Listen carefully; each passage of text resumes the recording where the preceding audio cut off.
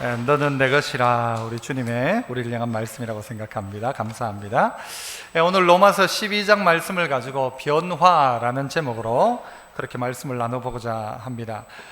우리가 이 땅을 살아갈 때에 주님께서 우리에게 내가 너희를 세상에 보내는 것이 양을 이리떼 가운데 보내는 것과 같다, 그렇게 말씀하셨죠. 왜 이리떼에 보내십니까? 차라리 우리 보고 너 지금부터는 산속에 들어가서 혼자 살아라 하지 않고, 또는 너 지금 나랑 같이 가자 하지 않고 왜 우리를 이 세상 가운데 보내시는 것이죠. 이 땅 가운데 보내시는데 이 땅은 이리떼와 같은데, 우리 양을 보내시는데 양에게는 무기가 아무것도 없지 않습니까? 뿔도 없고 날카로운 이빨도 없고 핥힐 수 있는 발톱도 없고 아무런 무기도 없고 힘도 없는 양을 이리떼 가운데 보내셔서 살게 하십니다. 특별히 우리 그리스도인들을 이 세상에 보내는 것을 그렇게 주님이 표현하셨지 않습니까? 그러면 주님이 원하시는 바는 뭘까? 우리가 그냥 천국 가는 것이라고 한다면 믿자 말자 천국 데리고 가면 될 것을 예수님이 왜 우리를 이 세상 가운데 보내시는가? 우리를 이 세상 가운데 보내셔서 우리 힘도 없고 능력도 없는 양 한 마리를 통해서 이리떼를 바꾸고 그 땅 가운데 있는 그 이리떼들이 하나님을 찬양하고 주인이 주인인 줄 몰랐던 그들이 진짜 주인이신 하나님을 만나게 하도록 하는 그 일 가운데 우리를 세워놓으신 것이죠. 그래서 우리를 하나님께서 부르실 때 단지 구원이 아니라 구원 이후의 삶도 우리에게 요구하시는 것입니다. 로마서를 쭉 보시면, 로마서 오늘 12장을 읽었습니다만 12장 앞부분에는 뭔가 하면 우리가 받은 구원에 대한 이야기를 합니다. 그리고 12장부터는 어떤 이야기를 하는가 하면 구원받은 사람은 어떻게 살아야 되는지를 이야기하고 있다는 것입니다. 우리는 앞부분의 내용도 너무너무 중요하죠. 어찌 보면 이론과도 같은 내용들 너무 중요하고, 그것을 우리의 삶에 실천하는 로마서 12장 이후의 삶도 우리에게 너무 중요한 것입니다. 그런데 어느 한쪽을 중요하게 여겨가지고 이 앞쪽만 중요하게 생각하고 뒤쪽을 하지 않아서 그것이 바로 이 시대의 우리의 문제가 아닌가. 어떻게 구원받느냐 다 알아요. 예수님이 누군가 다 알아요. 그런데 12장 이후에 그리스도인 구원받은 자의 삶이 없다 보니 우리는 세상에서 욕을 얻어먹기도 합니다. 예수 믿는 사람 이야기하면은 많은 사람이 욕하는 사람 많습니다. 나는 교회 다니는 누구한테 돈 떼였다, 나는 그 사람한테 사기당했다, 이런 사람들도 꽤 많이 있더라고요. 주변에도 있습니다. 왜 이럴까? 예수 믿는 사람이 왜 세상 가운데 이런 영향력들을 드러내지 못하고 살아갈까? 그것은 바로 우리가 12장 앞부분은 다 알고 있는데, 나는 예수 믿어 구원받았다 하는데 구원받은 사람의 삶이 없는 것입니다. 제가 알고 있기로는 무당들은 세상을 바꾸자 이야기하지 않습니다. 무당 보고 무당이 그 찾아온 사람 보고 당신이 나가서 이런 일들을 해라라고 하지 않습니다. 단지 그가 원하는 것을 바꿔준다고 이야기합니다. 당신의 원수가 있으면 자다가 어떻게 되도록 하겠다라든가 무슨 구슬을 하라든가, 모든 것의 중심은 그 사람에게 있습니다. 만약 기독교가 이것이라고 한다면 우리도 무당 종교와 별반 다르지 않을 것입니다. 나 혼자만 생각하고 내 것만 생각하고 그리고 내 구원만 생각한다면 우리 빨리 데리고 가시는 게 하나님 편에서 낫죠. 그런데 우리뿐만이 아니라 우리의 이웃과 믿지 않는 이들과 아까 이야기했던 것처럼 양이 아닌 그 이리떼에게 복음을 전하고 그들이 하나님을 알 수 있도록 하는 일에 우리를 세워뒀단 말이죠. 그래서 중요한 것은 우리가 말씀을 듣고 그대로 변화된 삶을 살아야겠다. 이 삶이 없이는 우리 안에 온전한 믿음이라고 이야기할 수 없다는 것이죠. 대구에 유명한 음식이 뭐가 있습니까, 여러분? 대구 하면 대구탕입니까? 아니죠. 대구 하면 사람들이 따로국밥을 이야기하더라고요. 따로국밥. 그런데 마치 신앙이 뭐와 같은가 하면 따로국밥 같아요. 예수 믿는 것과 실천하는 게 따로예요. 따로. 믿는 건 믿는 대로, 행하는 건 행하는 것대로 따로라는 것이죠. 그러니까 영향력이 없는 것입니다. 구원받은 자가 어떤 변화가 일어나야 하는가? 내가 구원을 받았다면 어떤 변화가 내 안에 있어야 하는가? 내가 어떻게 변해야 되는가? 오늘 말씀 속에서 참 좀 변했으면 좋겠다라는 마음 가지고 저 자신에게, 우리에게 들려지는 말씀이 되었으면 좋겠습니다. 이대로 가졌습니까? 좀 변하는 게 낫습니까? 이대로 가면 괜찮을 것 같아요? 변해야 되죠. 이대로 가면 되지 않습니다. 자, 어떤 변화가 우리 안에 있어야 될까? 그 첫 번째는요, 따라서 해봅시다. 몸을 하나님께 드리는 변화. 우리 몸을 하나님께 드리는 변화가 있어야 한다는 것이죠. 자, 보십시다. 1절 말씀 같이 한번 읽어보죠. 시작. 그러므로 형제들아, 내가 하나님의 모든 자비하심으로 너희를 권하노니 너희 몸을 하나님이 기뻐하시는 거룩한 산제물로 드리라. 이는 너희가 드릴 영적 예배니라. 너희 몸을 하나님 앞에 산제물로 드려라 라고 이야기하고 있습니다. 네가 구원받았냐? 그러면 너의 삶을 드려라. 너의 몸을 드려라. 너의 시간을 드려라. 네가 가지고 있는 것을 드려라 라고 하는 이야기일 것입니다. 이 드림입니다. 네 몸을 하나님께 드려라. 이것이 산제물이고, 또 이것이 1절 마지막에서는 뭐라고 하죠? 이것이 영적 예배다. 네 몸 드리는 거다. 사람들은 주로 자기 몸을 누군가에게 드리려 하지 않습니다. 자기가 너무 중요하니까요. 그런데 하나님은 우리를 향하여서 네 몸을 드려라 라고 이야기합니다. 예수님이 이 땅 가운데 오셔서 예수님의 몸을 우리를 위하여 주신 것처럼 우리도 우리의 몸을 산제물로 드리라는 것이죠. 예전에 신약 시대에는 많은 사람들이 영과 육을 분리해서 생각했습니다. 그래서 육은 악한 것이고 영은 거룩하고 좋은 것이다 생각했어요. 그래서 육은 빨리 없애야 될 존재이고 육은 어쨌든 학대를 하고 내 몸을 친다라고 생각했죠. 그리고 영은 좋은 것이다 해서 이 영이 자유케 되어지는 날이 언젠가 하면 육에서부터 분리되어지는 날이죠. 그 날이 언제입니까? 죽는 날이죠. 죽는 날이 제일 자유롭게 되는 날이다. 그 날을 기다린다라고 했습니다. 여러분, 정말 그런 것입니까? 죽는 날만 기다립니까? 그러면 살 이유가 뭐가 있습니까? 빨리 죽으면 되지. 오늘 우리에게 육체를 주었다는 사실은요, 너무너무 귀한 것입니다. 우리의 육체는 하나님이 우리에게 준 선물입니다. 우리에게 빌려준 것과 같습니다. 그래서 이 육체를 적극적으로 어떻게 사용해야 되느냐? 너희 몸은 하나님이 거하시는 성전인 줄 알지 못하느냐? 우리의 몸은 성전이라고 이야기했습니다. 그러므로 우리의 몸을 어떻게 해요? 거룩하게 유지할 필요가 있다는 것입니다. 우리에게 주신 우리의 몸을 내 것이라 생각하지 말고 하나님이 내게 맡긴 것입니다. 깨끗하게 보존해야 합니다. 깨끗하게 관리해야 됩니다. 그래서 거룩하게 하나님 앞에 드려야 합니다. 우리의 몸을 건강하게 할 필요도 우리 안에 있고 우리의 몸을 또한 거룩하게 할 필요도 우리 안에 있는 것입니다. 우리의 육신은 하나님이 거하시는 전이기 때문입니다. 이것을 함부로 더럽히지 말아야 합니다. 깨끗하게 해야 된단 말이죠. 저는 매일 아침마다 좀 불편한 게 하나가 있습니다. 아침이 되면 불편한 게 뭔가 하면 면도를 해야 한다는 것입니다.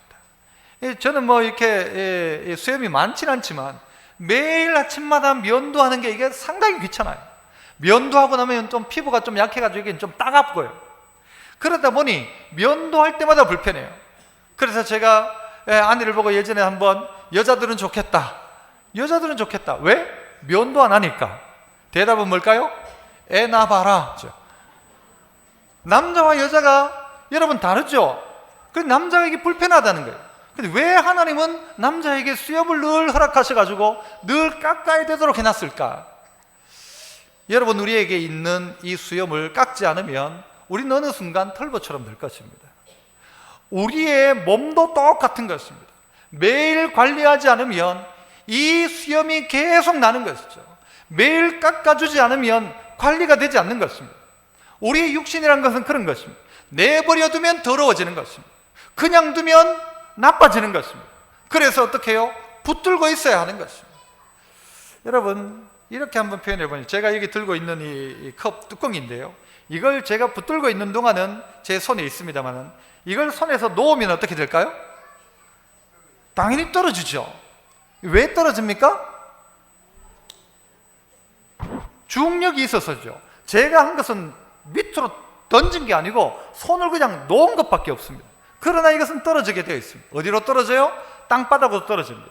왜 그렇습니까? 세상의 모든 것이 중력이 있습니다. 그래서 가만두면 어디로 가는가 하면, 손 놓으면 전부 어디로 가는가 하면 바닥으로 떨어지는 거죠. 세상으로 떨어지는 것입니다.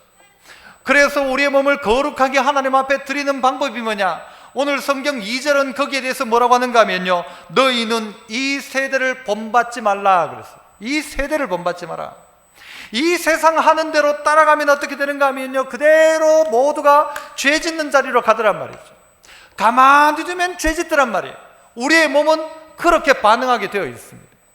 저희 아파트에 엘리베이터를 타면, 특별히 토요일 날 오후쯤 되면요, 좀 저를 유혹하는 게 있습니다. 뭐가 저를 유혹할까요?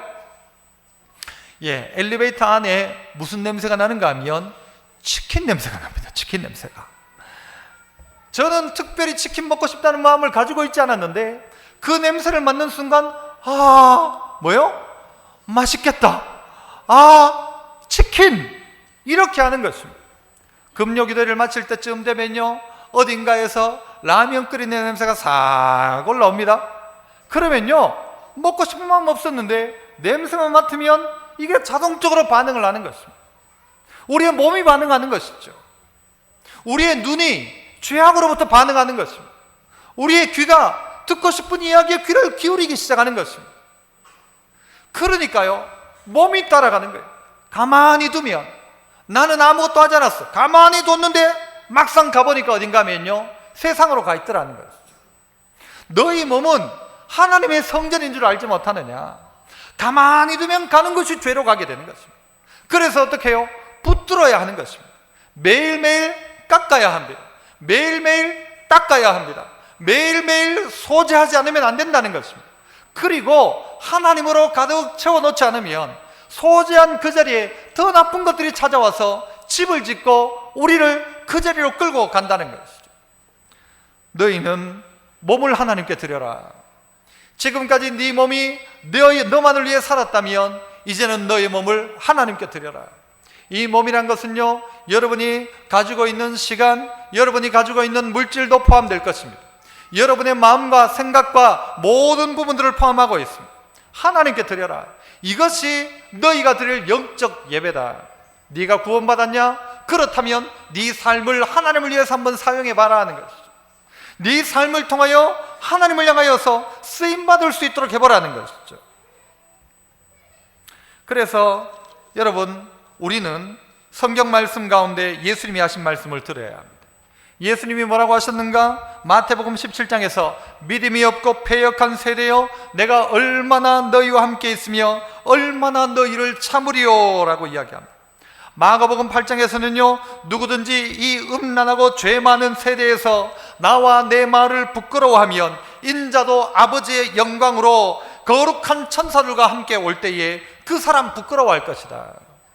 오늘 우리의 몸으로 이 세상 가운데서 믿음이 없고 패역한 세대 가운데 휩쓸려가기 시작하면 끝이 없다는 것입니다. 그러면 결국 마지막 순간 가운데요, 부끄러움 가운데 주님을 맞이하게 된다는 것이죠. 나는 얼마나 내 몸을 깨끗하게 하는가? 나는 얼마만큼 이 하나님께 나를 거룩한 산제물로 드리는가? 하나님이 내 안에 계신다고 한다면 이 몸이 깨끗해야 마땅하죠. 함부로 봐서 안 되고, 함부로 들어서도 안 되고, 함부로 우리 입으로 들어가서도 안 되고, 우리 입에서 나오는 것도 통제하여야 합니다. 그리고 우리를 거룩한 산제물로 하나님께 드려야 한다는 것이죠. 로마서 6장 13절 20절에는 이런 말씀이 있습니다. 또한 너희 지체를 불의의 무기로 죄에게 내주지 말고 오직 너희 자신을 죽은 자 가운데서 다시 살아난 자와 같이 하나님께 드리며 너희 지체를 의의 무기로 하나님께 드려라. 너를 의의 무기로 하나님께 드려라. 악한 일에 쓰임받는 자 되지 말고 하나님의 선한 일에 쓰임받는 너희 육체가 되어라는 것입니다. 그래서 너희 지체를 의의 무기로 하나님께 드려라. 여러분에게 주어지는 손, 발, 다리, 온몸, 여러분의 입과 눈과 귀, 이것을 하나님께 올려드리는 산제물이다. 그렇게 생각하고 살아가라는 것이죠. 세상 본받지 말고.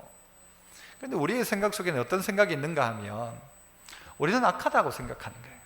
그래서 어떤 핑계를 대는가 하면 아버지로부터 물려받았다라고 이야기해요.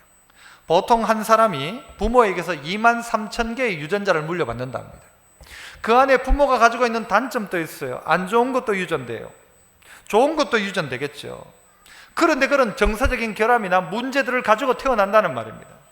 그리고 환경 속에서 우리는요, 여러 가지 유혹을 받곤 합니다. 그리고 언젠가는 우리가 그 자그마한 것들이 습관이 되어서 나중에는 그게 우리의 몸을 지배하기 시작하고 몸이 따라가는 거예요. 내 마음은 안 그런데 몸이 죄악을 따라가기 시작하는 거예요. 냄새 따라 움직이는 것처럼 본 것대로 따라가기 시작하는 것이죠. 그리고는 우리는 뭐라고 이야기하는가 하면 난 원래 그랬다, 나는 어쩔 수 없다, 늘 그렇게 핑계를 대곤 합니다. 그러나 기억하십시오. 우리 몸은 더러운 것이 아니고 거룩한 것이다. 하나님의 성전이다. 내 몸을 통하여서 하나님이 산제물로 우리를 받으신다. 우리의 삶을 통하여 이 예배를 하나님 받으신다라는 것입니다. 그래서 우리의 생각의 변화, 첫 번째 변화는 뭔가 하면 우리의 몸으로 하나님께 드린다. 몸을 하나님께 드리는 변화. 내 몸을 하나님께 드립니다라는 것이죠. 내 몸을 하나님께 드립니다. 두 번째는 또 한번 따라 해봅시다. 하나님을 기쁘시게 하는 변화. 두 번째 변화, 우리가 가져야 될 변화는 하나님을 기쁘시게 하는 것입니다. 우리의 생각 속에는 늘 자기 자신만 있습니다. 그런데 어느 순간 구원받고 난 다음에 생각해 보니까 어떻게 좀 하나님을 기쁘게 할 수 있을까? 이 생각들로 바뀐다는 것이죠. 자, 보십시오. 2절을 보시면 너희는 이 세대를 본받지 말고 오직 마음을 어떻게 해요? 새롭게 함으로 변화를 받아 하나님의 선하시고 기뻐하시고 온전한 뜻이 무엇인지 분별해라 이야기합니다. 마음을 새롭게 함으로 변화를 받아서 하나님이 뭘 기뻐하는지, 하나님의 뜻이 뭔지를 잘 볼 수 있어야 한다는 것입니다. 우리의 마음을 새롭게 하는 것입니다. 그래서 내가 누구를요? 하나님을 기쁘시게 하는 것입니다. 어떤 목사님이 이런 이야기를 하시더라고요. 하나님의 젓가락 이야기를 하면서 저희도 그렇습니다만은 예전에 제가 부교육자로 있을 때 신방을 쭉 가게 되면 여러 집을 돌지 않습니까? 그러면 전날 대신방날 그 전날 목사님이 뭘 잘 잡수시드노 묻습니다. 물으면 그래 목사님이 오늘은 보니까 그 돼지고기를 잘 잡수더라 하면요, 그 다음 집은 뭐가 나올까요? 돼지고기 나오고요, 그 다음 집은 또 그거 나옵니다. 그래서 저희 예전에 모시고 있던 목사님은 뭘 좋아한다고 이야기를 했는가 하면 미역 고부만 좀 센 부분 있지 않습니까? 미역 줄거리 같은 거, 그걸 좋아한다고 했어요. 그러니까 그 다음 신방 가는 집마다 희한하게요 거기 계속 나오는 겁니다. 무슨 이야기입니까? 목사님이 뭘 좋아하시냐 이거에 대해도 관심을 가지고 있어요. 그 젓가락이 어디에 자주 가는가에 관심을 가지고 있다니까요. 마치 그것처럼 하나님이 뭘 기뻐하실까, 내가 어떻게 하면 하나님을 기쁘게 할까를 생각한다는 것이죠. 늘 내 관심은 어디에 있었는가? 나에게 있었어요. 어떻게 하면 나를 기쁘게 할까 하던 사람이 구원의 은혜를 감격을 경험하고 나니까 나를 기쁘게 하는 것에서 어떻게 하면 주님을 기쁘게 할까, 어떻게 하면 하나님을 기쁘게 할까, 이걸로 생각이 바뀌더라는 것이죠. 이 변화가 우리에게 있는가? 이게 신앙생활이라는 것입니다. 어떻게 하면 하나님이 기뻐하시냐, 내가 무엇을 하면 하나님이 기뻐하시냐, 이걸 여러분 우리의 마음에 가져야 한다는 것이죠. 오늘 성경 전체를 그 메시지 성경이라고 있습니다. 이 메시지 성경은 성경을 아주 많이 의역해 놓은 겁니다. 그런데 뜻이 훨씬 더 현대인들이 받아들이기 좋도록 번역한 것인데, 이 번역을 통해서 메시지 성경을 통해서 이 1절 2절을 보면 이렇게 되어 있습니다. 그러므로 나는 이제 여러분이 이렇게 살기를 바랍니다. 하나님께서 여러분을 도우실 것입니다. 여러분의 매일의 삶, 일상의 삶, 자고 먹고 일하고 노는 모든 삶을 하나님께 헌물로 드리십시오. 하나님께서 여러분을 위해 하시는 일을 받아들이는 것이 바로 여러분이 그분을 위해 할 수 있는 최선의 일입니다. 2절은 이렇게 되어 있어요. 문화에 너무 잘 순응하여 아무 생각 없이 동화되어 버리는 일이 없도록 하십시오. 대신에 여러분은 하나님께 시선을 고정하십시오. 그러면 속에서부터 변화가 일어날 것입니다. 그분께서 여러분에게 바라시는 것을 흔쾌히 인정하고 조금도 머뭇거리지 말고 거기에 응하십시오. 여러분을 둘러싸고 있는 문화는 늘 여러분을 미숙한 수준으로 끌어 낮추려 하지만 하나님께서는 언제나 여러분에게 최선의 것을 이끌어내시고 여러분 안에 멋진 성숙을 길러주십니다. 이게 1절, 2절을 번역한 것입니다. 훨씬 더 와닿죠. 뭐라고 이야기했어요? 문화에 너무 잘 순응하여 아무 생각 없이 동화되어 버리지 않도록 하십시오. 세상을 본받지 말라는 것이죠. 그러면서 방금 했던 이야기 뭐예요? 여러분은 하나님께 시선을 고정하십시오. 하나님이 뭘 좋아하시는가? 하나님의 젓가락이 어디 가는가? 하나님이 어떻게 하실 때 우리를 좋아하고 기뻐하실까? 이게 우리의 변화를 만들어낸다는 것입니다. 이 마음 없이는 여러분 변화가 일어나질 않아요. 주님을 좋아하고 사랑하니까 주님이 뭘 기뻐하실까를 보는 것이죠. 청춘 남녀가 사랑하기 시작하면요, 별도 따주고 달도 다 따줍니다. 1시간 거리에요, 차 타고 가가지고 그 자매를 태우고 갔다가 태워주고 또 옵니다. 총 몇 시간 걸렸어요? 4시간이죠. 태우러 가가지고 태워오고 다시 태워주고 다시 집으로 오고. 그런데 그거 한다는 것이죠. 왜요? 좋아하니까, 사랑하니까. 어떻게 기쁘게 해줄까? 어떻게 서프라이즈를 해줄까? 그래서 어떤 사람은 트렁크 뒤에다가 풍선을 막 넣어가지고 트렁크를 탁 열면 누구야 사랑해? 옛날 거죠, 옛날 거. 지금 이렇게도 안 합니다. 엄청난 서프라이즈를 하죠. 어떻게 기쁘게 해줄까? 뭘로 기쁘게 해줄까? 어떻게 하면 좋아할까? 뭘 좋아할까? 주님이 뭘 좋아할지에 대한 생각들을 하는 것입니다. 그래서 우리의 마음에 이 마음이 있어야. 존 버녀는 이런 이야기를 했어요. 우리가 덧셈을 하면 하나님은 뺄셈을 하시고 우리가 뺄셈을 하면 하나님은 덧셈으로 채워주신다. 여러분, 이 말이 어때요? 우리가 덧셈을 하면, 우리가 자꾸 더 가지려고 하면 하나님은 저 어디에서 슬그머니 뺍니다. 빼줍니다. 그런데 우리가 자꾸 빼고 나누고 베풀면 하나님은 어떻게 해요? 더 부어준다는 것입니다. 진리와 같은 이야기예요. 맞습니까? 이게 말은 맞는데 우리가 이렇게 살지는 못한다는 거죠. 맞다라고는 하는데 진짜 주님을 기쁘게 하기 위해서 예수 이름으로 나누고 베풀지 않더란 말이죠. 도리어 더 가지고 도리어 더 자기만 생각하고 살더라는 것이죠. 구원받은 사람의 삶은 다르더라. 뭐가 다른가? 마음이 다르더라. 마음을 새롭게 하더라. 그래서 어떻게 하느냐? 주님을 어떻게 기쁘게 할지를 생각하더라. 내 마음이 나만 기쁘게 하던 내가 주님을 기뻐하기 시작하더라는 것이죠. 나르시시즘이라는 말을 하지 않습니까? 어떤 사람이 자기가 어느 날 이 흘러가는 강물에 자기 얼굴을 비쳤는데 처음 본 거예요. 봤는데 너무 잘생겼어. 너무 잘생겼어.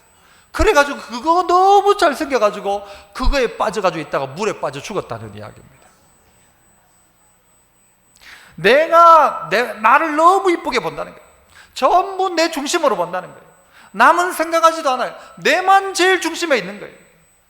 그래서 하나님 자리에 누구를 갖다 놓는가 하면 자기를 갖다 놓는 거예요. 그랬던 내가 주님의 기쁨이 뭘까를 생각하는 거예요.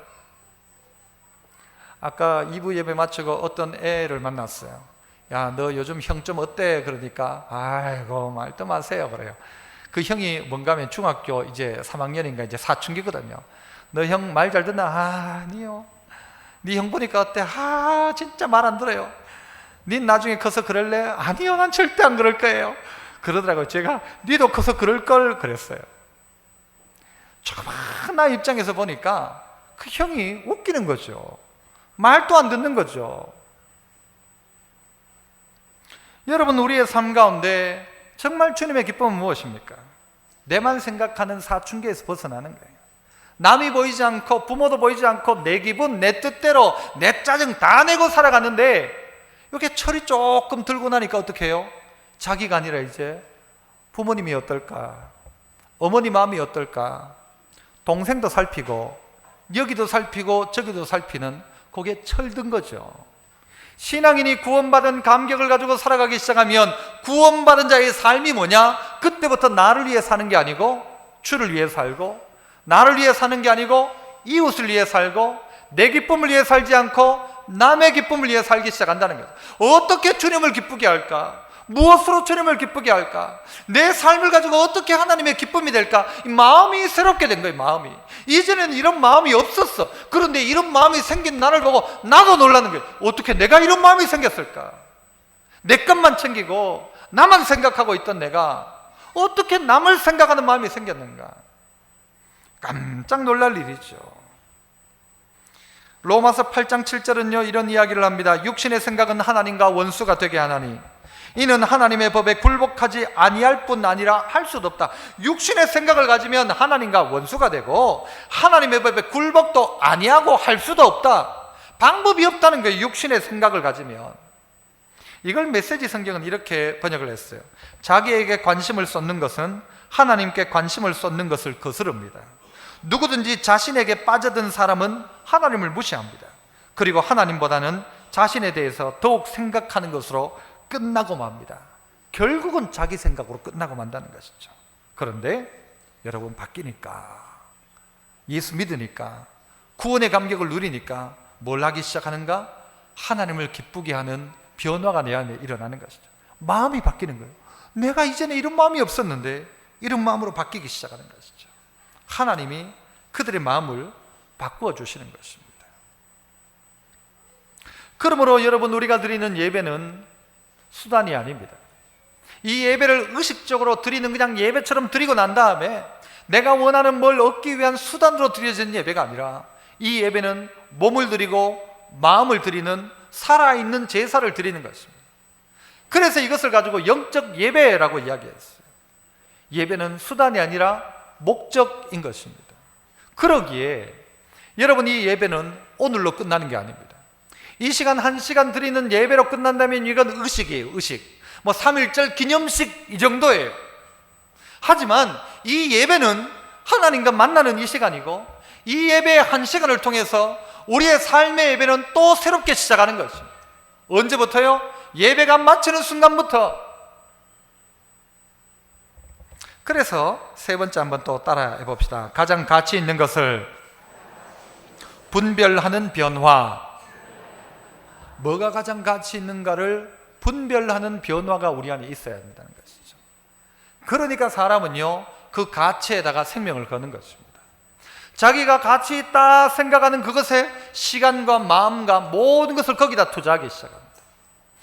차가 자기의 최고의 가치면 차에 모든 걸 다 걸립니다. 돈 벌어가지고 무조건 차 사야 되고요, 시간 나면 차 닦아야 되고요. 그 가치가 거기 있으니까. 천국에 가면 도로 포장을 뭘로 해놨습니까? 금으로 해놨다잖아요. 황금길이라고 하잖아요. 여러분, 세상에 있을 땐 금이 최고의 가치죠. 그런데 천국 가면 그 가치가 없습니다. 길에 깔려 있습니다. 포장용입니다. 포장용. 이거 도로 포장. 그런데 지금은 우리는 이 금을 최고의 가치로 여기죠. 왜냐하면 무슨 이 환율이 오르고 내리고 어떤 돈이 무슨 종이 조각이 되어도 금은 금으로 가치가 있으니까. 그러니까 그 가치에 우리가 투자를 하는 것이죠. 저는 저의 편견이죠. 편견이라고 생각합니다만은 좀 양해하고 들으십시오. 제가 생각하기에 이 산에 오르는 일들이 어떤 의미가 있을까 생각해 본 적이 있습니다. 물론 뭐 다양한 가치도 있고 의미도 부여할 수 있겠지만, 최근에도 산꼭대기에 올라가다가 그 산꼭대기에 올라가는 그 길이 병목 현상이 생겨가지고 뭐 에베레스트였나요? 많은 사람이 죽었다고 합니다. 산꼭대기에 올라가는 일이 어떤 의미가 있을까? 어떤 가치가 있을까? 그 각자에게는 가치가 있으니까 그것 위에 생명도 걸고, 산꼭대기에 올라가서 태극기 하나 꼽으면 막 국위선양을 한다고 이야기하는데, 산꼭대기에 올라가는 일이 무슨 의미가 있을까? 저의 편견이라고 말씀드렸어요. 제가 가지고 있는 생각에는 그 산꼭대기에 올라가는 거나 앞산 꼭대기에 올라가는 거나 뭐가 다를까? 결국은 올라갔다가 내려와야 되고, 인간이 뭔가 오지를 탐험하고 우리의 인간의 한계를 넘어서고 참 의미가 있을 수도 있겠지만, 그거 꼽기 위해서 목숨까지 걸 이유는 뭐가 있을까라는 생각을, 저는 제 개인적인 편견이라고 말씀드렸습니다만 그런 생각을 해봤어요. 그러나 사람들은 어떻게 해요? 그게 가치 있다고 생각하면 그것 위에 생명을 걸고요, 그것 위에 하다가 죽어도 자기 전혀 그렇게 생각하지 않더라고요. 그러나 진짜 가치는 뭘까? 그게 진짜 가치 있는 일일까? 산 꼭대기에 올라가는 일이, 거기에 깃발 꼽는 일이 가치 있는 일일까? 만약 제가 산 꼭대기에 올라가면 하나님을 만난다 하면 목숨 걸고라도 올라갈 것 같아요. 그러나 그것이 아니고 꼽아놓고는 내려와야 되는데, 물론 스포츠로 다양한 걸로 충분히 뭔가 이야기를 할 수는 있겠지만 저는 그런 생각이 드는 것입니다. 그런데 오늘 이 바울은 구원을 받고 나니까 가치가 바뀌기 시작하더라는 것이죠. 이전에 최고의 가치라고 생각하던 자기의 학벌, 자기의 명예, 이것을 주님을 만나고 난 다음에 뭐라고 하는가 하면요, 이것을 배설물로 여기기 시작하는 거예요. 이 가치가 없다는 것이죠. 이전까지만 해도 이게 나는 최고의 가치라고 생각했는데 지금 보니까 이게 그만큼의 가치가 없다라는 거예요. 도리어 예수 그리스도가 가장 고상하더라, 이 가치가 최고의 가치더라, 이 가치를 만난 거예요. 그러니까 다른 건 가치가 없는 거예요. 다른 건 별 의미도 없어요. 오늘 우리가 몸으로 드리는 예배를 드리기 시작하면, 우리가 우리의 마음을 새롭게 하여 변화를 받아서 주님을 기쁘시게 하기 시작해보면 이 가치가 분별되기 시작합니다. 이 가치가 아하, 이게 진짜구나 라는 것을 깨닫기 시작한다는 것이죠. 제가 어렸을 적에 최고의 저의 기쁨과 가치는 뭐였는가 하면 딱지와 구슬이었습니다. 그래서 저희 고향집 그 담벼락 밑에는요, 파보면 그 남양분육 깡통 속에 분명히 들어있는 구슬을 다량 발견하게 될 것입니다. 저만 묻은 게 아니라 저희 형님도 묻었고 딱지도 묻었는데 가서 찾고 싶은 마음이 전혀 없습니다. 왜냐하면 가치가 없는 거예요. 그땐 그게 최고의 가치였죠. 그게 최고의 기쁨이었어요. 주머니에 구슬이 잔뜩 들어가지고 흔들면요, 이게 제일 자랑이었어요. 그러나 지금은 아무 가치가 없는 것입니다. 똑같지 않습니까? 그런데 예수 믿고 구원받고 나니까 이게 분별이 되어지는 거예요. 주님을 기쁘시게 할 게 뭔지를 분별하기 시작하는 거예요. 뭐가 가치 있는지 그 가치가 바뀌기 시작하는 거예요. 여러분, 하나님께서 바로 이 자리에, 예배할 때 하나님 이 자리에 오십니다. 이 자리에 계십니다. 그러면 여러분, 우리가 진짜 하나님이 내 앞에 딱 있다라고 생각한다면 많이 바뀔걸요? 예배 태도 많이 바뀔걸요? 여러분의 삶의 태도, 하나님이 여러분과 함께하고 있다는 것이 분명하다면, 그걸 확신하고 있다면 가치가 바뀌기 시작합니다. 주님을 위해 인생을 겁니다. 주님을 위해 내 최고의 가치를 드립니다. 당연한 것이죠. 그게 지혜로운 것이죠. 하지만 하나님이 없다 생각하면요, 여러분, 이 예배 의미 없어요. 그렇지 않습니까? 하나님이 안 계신다 하면 착하게 살 이유가 뭐였어요? 내 멋대로 살면 되지. 이 세상 본받고 살면 되죠. 이 세상 원하는 대로 살면 되죠. 육신이 원하는 대로 사는 게 최고죠. 그러나 하나님이 계시다고 하면 그렇게 살면 안 되는 거예요. 하나님이 내 마음속에 계시다면 내 몸뚱아리를 함부로 할 수 없는 거예요. 하나님이 내 예배를 받으신다면 내 태도가 이래서는 안 되는 거죠. 최고의 가치를 하나님께 올리는 것입니다. 그게 예배예요. 그래서 예배를 워십 서비스라고 하지 않습니까? 워십이에요. 최고의 가치를 하나님께 올리는 겁니다. 하나님이 최고입니다. 하나님이 최고입니다. 이거 이야기하는 게 예배란 말이에요. 그래서 우리 같이 한번 해볼까요? 하나님이 최고입니다. 하나님 1등. 제가 만약 제 아내에게, 아내가 저한테 묻기를, 여보 나는 당신한테 몇 등이야 하는데 제가 제 아내 보고 당신은 2등이야 라고 하면 제 아내는 어떻게 할까요? 어떤 여자야? 하지 않을까요? 3등 안에 들어 자기는. 그러면 제 아내가 좋아할까요? 이 남자가 이게 정신이 있나 없나 할 거예요. 내가 사랑하는 1번은 누구여야 되는가 하면 제 아내밖에 없어요. 그래야 마땅하고, 그러도록 기도도 해야 되고, 그러도록 애도 써야 되고, 마음이 뺏기지 않도록 해야 될 것이에요. 똑같이 하나님을 향하여서도 1번이지 하나님이 2번이거나 3번이면 되지 않습니다. 하나님과 세상을 겸할 수는 없다는 거예요. 제가 사랑이 아내와 누군가와 나눌 수 없다는 것처럼, 나누면 안 되는 것처럼, 하나님도 하나님을 사랑한다면 겸하여 사랑할 수가 없어요. 나는 2명을 사랑한다? 불가능한 일입니다. 아내가 여러 명 있는데 다 사랑한다? 아닙니다. 1명만 사랑해야 되는 것이죠. 맞습니까? 세상에 아무리 멋지고 잘생긴 남자 있어도 내 사랑은 오직 1명만이어야 됩니다. 남편은 막 꼴도 보기 싫고, 그 일본 여자분들 중에 그죠? 연사마 막 하면서 배영준 따라다니고, 남편은 막 밥을 먹는지 안 먹는지도 모르고. 아니죠. 그러면 안 되죠. 잘못된 것이죠. 아주 잘못된 것이죠. 가장 가치 있는 것을 분별하는 변화. 뭐가 가치 있는가? 내 삶에 가장 가치 있는 게 뭔가?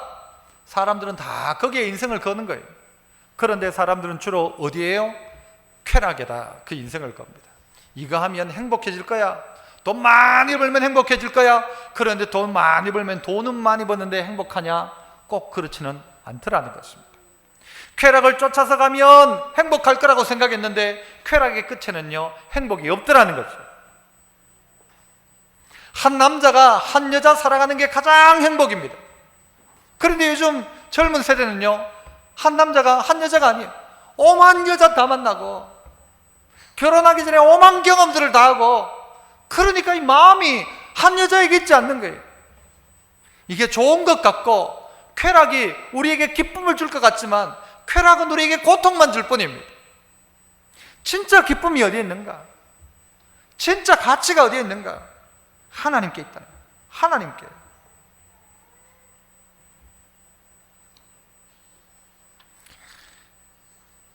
초대 교부였던 크리소스톰은 이런 이야기를 했습니다. 눈은 악을 보지 않고, 혀는 비방의 말을 하지 않고, 손은 죄를 짓지 않으면 그것 자체가 제사다. 제사가 따로 있는 게 아니다. 눈이 악을 보지 않는 것, 이게 제사고, 혀가 나쁜 말 하지 않는 게 제사고, 손이 죄를 짓지 않는 게 제사다. 오늘 예배가 드려지지만 영적 예배란 건 뭔가 하면요, 이성적이고 합리적인 예배란 뜻입니다.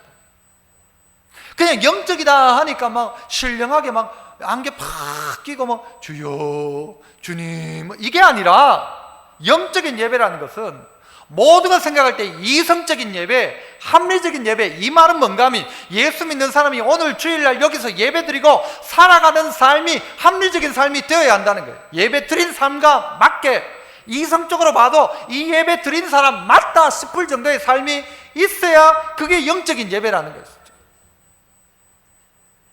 가끔요, 어디 식당에 가서 부끄러울 때가 있어요. 어떤 때인가 하면 예수 믿는 사람들이 모여 있는데 그 종업원을 함부로 대하는 거예요. 어이, 야 봐라, 뭐가 이거. 아니, 종업원이 반말을 들어야 될 이유가 뭐가 있습니까? 종업원이 여러분에게 여러분 최고의 서비스를 해주는데 고마운 분들인데 그분들을 아랫사람 대하듯이 하는 거예요. 그냥 아랫사람도 좀 그렇게 못 대하죠. 함부로 대하는 거예요. 함부로 막말하는 거예요. 그 사람 기분 나쁘겠죠. 그런데 그 사람 보내놓고는 기도하는 거예요. 사랑이 많으신 하나님 아버지, 식사 잘하게 하시고. 그들이 볼 때 뭐라고 이야기하겠습니까? 제가 그래서 그런 이야기 했죠. 뭐라고? 예수 믿는 사람 모여서 식사하러 갔을 때는 그 자리에 누구 한 분이 그 오신 분에게 팁이라도 좀 드려라. 우리 목사님들은 그래서 가능하면 그렇게 하려고 해요. 목사님들 모이면은 막 식사하거든요. 어쨌든 간에 그분들에게 뭔가를 좀 하려고 합니다. 우리나라는 그런 문화가 없지만, 그런데 함부로 하는 거예요. 예수 믿는 사람이 예배 잘 드리고 난 다음에요, 어디 집에 가서도 여러분 분리수거도 똑바로 잘해야 돼요. 저희 아파트 보면요, 음식물 쓰레기 안에 비닐째로 던져놔요. 누구든지 한번 제가 걸려야 돼. 이런 사람들은 누군가는 그거 손을 대야 되는 거예요. 자기는 손 안 대고 그냥 던져놓으면 되지만 그거 관리하시는 분이 그거 다 빼내야 돼. 그걸 자기는 하기 싫고. 혹시 예수 믿는 중에 이런 사람이 있다면 예수 믿는 거 아니에요. 사실은 그런 사람들은 함부로 하는 거예요. 차를 댈 때에도 다음 사람을 생각해서 몇 번을 수정해서라도 선 안에 딱 돼야 되는데 함부로 선줄 뚝 물고 대니까 옆 사람은 되지도 못하게 해놓고 뒤에는 뭐요? 참 좋은 교회에 붙여놓고. 그러면 누가 예수 믿는 사람을 가지고 역시 예수 믿는 사람이다 하겠습니까? 선을 지키고 줄을 지키고 예수 믿는 사람 해야 될 가장 기본적인 거 해야 되죠. 남들이 지켜보고 있으니까. 쓰레기 함부로 버리지 말고 공동체 안에 있으면 거기에 지켜야 될 질서를 지키고, 이게 살아있는 예배이고, 이걸 이리 때가 보는 것이죠. 믿지 않는 자, 세상에 악하고 있지만 그러나 그들이 이것 보고 저 사람 예수 믿는 사람이다. 왜 이렇게 해야 합니까? 최고의 가치를 발견했기 때문에. 그러니까 삶의 예배를 드리는 것이죠. 몸의 예배를 드리고 주님을 어떻게 하면 기뻐하실까 생각하고 예수 믿고, 그러니까 우리의 일상생활 속에서 남들보다 부담스럽죠. 더 잘해야 되죠. 누군가가 지켜보고 있으니까. 최고의 가치인 하나님이 우리를 지켜보고 있으니까. 여러분, 쉽지 않다는 거 압니다. 저도 쉽지 않습니다. 모두에게 세상은 유혹거리입니다. 세상은 우리를 향해서 손만 떼면은 그리로 우리를 끌고 갑니다. 그러하게 정신 차려서 수염을 깎듯이 자기를 살펴야 하고, 몸을 씻듯이 자기를 살펴야 하고, 내 속에 혹 죄가 없는지를 살펴야 되고, 어떻게 하나님을 기쁘게 할까라는 그 생각 속에서 내 삶과 태도를 살펴야 합니다. 그리고 이웃이 보고 있다는 것을 기억하고, 여러분, 그렇게 삶을 살아가야 합니다. 분별한다는 말이요, 성경에는 시험한다, 조사한다, 시도한다, 입증한다, 이런 다양한 뜻들이 들어있습니다. 이것이 다른 성경에는 어떻게 쓰였는가 하면요, 오늘은 분별하라 했지만 에베소서 5장에 보면 주를 기쁘시게 할 것이 무엇인가 시험해봐라, 이것도 분별이에요. 뭐가 주님을 기쁘게 할까를 테스트해봐라 하는 거예요. 이게 분별이란 말이에요. 그리고 이게 좋겠다 하면 그걸로 하나님 앞에 기쁘게 하는 거예요. 빌립보서 1장에는요, 너희로 지극히 선한 것을 분별하며 라고 했어요. 선한 게 뭔지도 분별하는 거예요. 이게 더 좋은 것이지, 분별하는 것이죠. 물건을 두고도 이게 좋은지 찾아내는 것처럼 더 좋은 게 뭔지, 선한 게 뭔지를 분별하는 거예요. 시험해보는 거예요. 찾아보는 거예요. 비교해보는 거예요. 데살로니가서 5장에서도 범사에 헤아려 좋은 것을 취하라, 헤아려 보는 것이 좋은 게 뭔지를, 그리고 좋다면 그걸 취해라, 그것대로 해봐라. 여기에 변화가 있는 것입니다. 여러분, 우리의 변화의 핵심은 예배입니다. 영적 예배. 영적 예배는 어떻게 드리는 예배냐? 우리의 몸으로 하나님께 드리는 것입니다.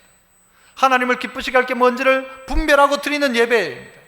그래, 내 삶 속에서 정말 그리스도인다운 삶을 살아내는 게 예배인 것입니다. 그래서 예배의 시작은 오늘 예배가 마쳐지면 그때부터 삶의 예배가 시작되는 것입니다. 이 속에서 변화가 있어요. 이 변화는 최고의 가치를 발견하는 사람만이 변화가 일어납니다. 이 덜 재미있는 것 가운데서 더 재미있는 것을 찾아야 하고, 이 기쁜 것보다 더 기쁜 것을 찾아야 사람이 바뀌기 시작하는 것입니다. 이 가치보다 더 큰 가치를 발견해야 이전의 가치가 의미 없어지는 것입니다.